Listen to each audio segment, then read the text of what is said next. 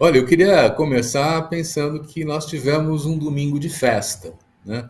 Um domingo de alegria, uma vitória da democracia que foi realmente extraordinária e que alegrou todo mundo. Pensando, agora então nós vamos mudar de cenário. Só que essa afirmação é mais ou menos verdadeira, porque o bolsonarismo continua e é disso que nós vamos tratar quando a questão dos caminhoneiros se coloca, né? Eu acho que a gente tem um grupo que ataca as instituições, que recusa o resultado eleitoral, propõe a ditadura, e o futuro próximo nos reserva um cenário de conflitos e de violência. Não é outra coisa, né? E o silêncio do Bolsonaro, ele tem, vamos dizer assim, um significado muito forte nisso aí. Quer dizer, ele não aceita a derrota, ele está copiando o Trump, num certo sentido, né?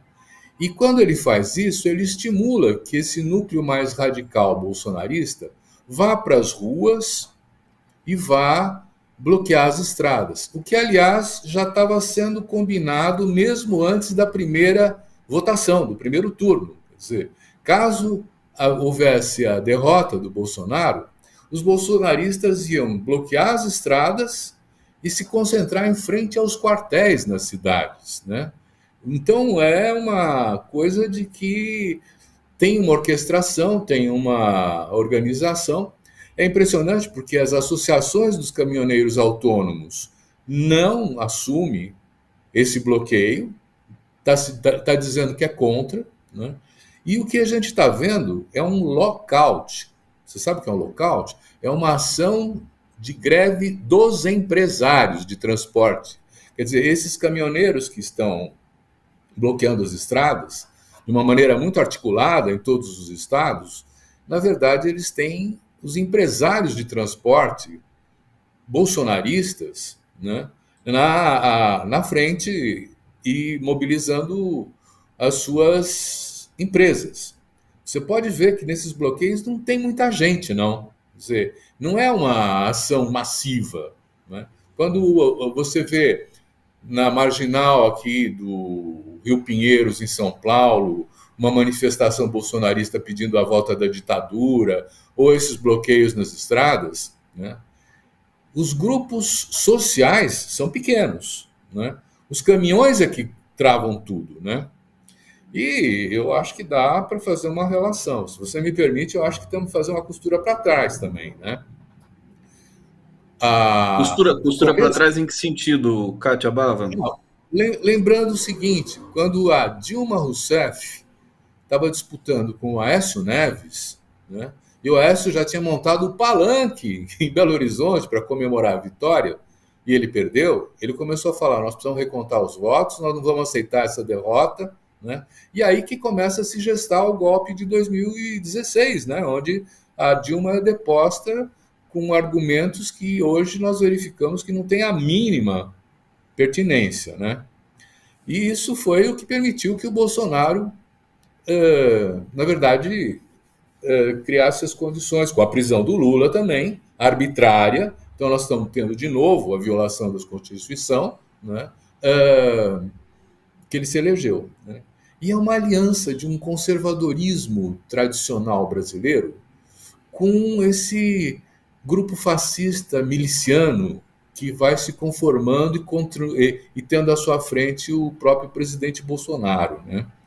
Isso é um protagonismo da extrema-direita que acabou substituindo essa direita mais respeitosa da Constituição e que vai liderando, vamos dizer assim, a radicalização e a polarização no Brasil. Né?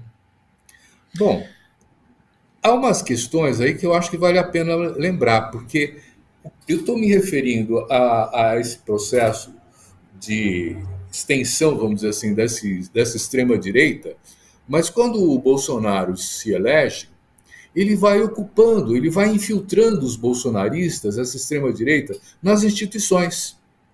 Você lembra o que aconteceu com o IBAMA, com a FUNAI, com o ICMBio, com a Fundação Palmares, com o Ministério da Educação, com os ministérios de uma maneira geral.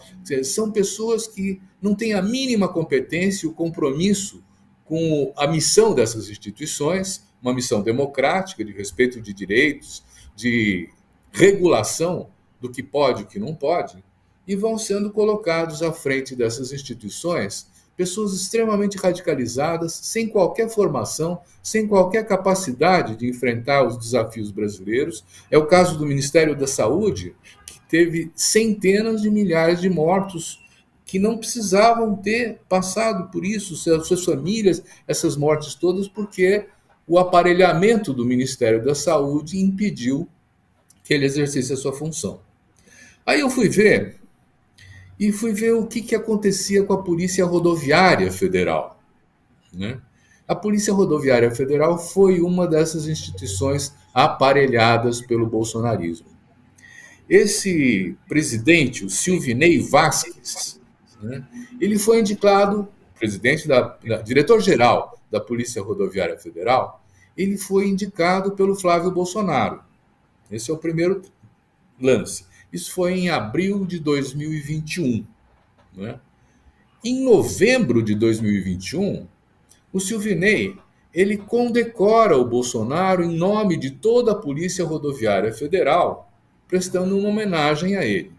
E se você for ver o Instagram do Silvinei, houve momentos em que ele claramente fazia campanha em prol da eleição do Bolsonaro. Quer dizer, um diretor de uma instituição pública que sai da sua posição de institucional, né, e se compromete politicamente com um projeto autoritário e fascista. Né?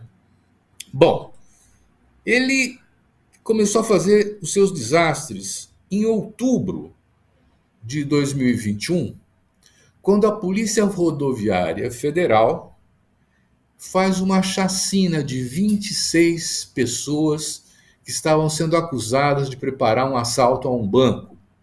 Eles quiseram envolver, inclusive, a Polícia Federal, né? A Polícia Rodoviária Federal quis envolver a Polícia Federal, mas a Polícia Federal não entrou nessa, porque estava cheirando que haveria uma chacina. E isso foi comemorado pelos filhos do Bolsonaro. Quer dizer, que bom que bandido era morto, né? Bom, não para por aí. O Silvinei Vasquez, ele já tem, inclusive, um processo administrativo interno na Polícia Rodoviária Federal, antes de virar diretor, porque ele chegou num posto de gasolina, isso foi em Cristalina, junto com outras 4 viaturas, e pediu para o frentista limpar o carro dele. O frentista diz assim: olha, nós não temos esse serviço aqui nesse posto. Ele sai e começa a dar socos e pontapés nesse frentista, porque não acatou a ordem dele. Né? É esse fulano que nós temos. Ele só não foi expulso da corporação porque a corporação deixou prescrever o prazo do processo, porque era líquido certo a responsabilidade dele. Né? Bom, em maio de 2022, mais um pouquinho que eu acho que vale a pena, né? Tá bom. Esse diretor-geral revogou o funcionamento das comissões de direitos humanos da Polícia Rodoviária Federal. Né? E nesse mesmo mês, no dia 25, nós assistimos estarrecidos o assassinato do Genivaldo de Jesus, no estado de Sergipe, quando ele foi colocado dentro de uma viatura da Polícia Rodoviária Federal. Os policiais jogaram gás dentro e fecharam. Ele morreu asfixiado. Né? Isso foi visto, esse vídeo circulou. Né? Agora, com todo esse trajeto anterior, o que nós assistimos agora nas eleições? Né? A Polícia Rodoviária Federal, usando os mapas da primeira votação, do primeiro turno, se concentrou na sua ação nos locais em que o Lula teve mais votos e bloqueou mais de 500 ônibus intermunicipais que iam levar as pessoas para votar.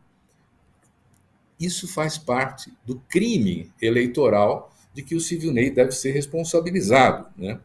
E agora eles estão se confraternizando com os caminhoneiros, né? No sentido de que é o bolsonarismo que, tomando conta da Polícia Rodoviária Federal, acaba também se somando a esses caminhoneiros. Tanto é que agora você veja que o Alexandre de Moraes está pedindo que a PM desocupe as estradas. E está avisando a Polícia Rodoviária Federal. Se vocês não obedecerem também essa ordem, a gente vai botar o seu diretor-geral na cadeia. Então, é essa situação que nós estamos vendo.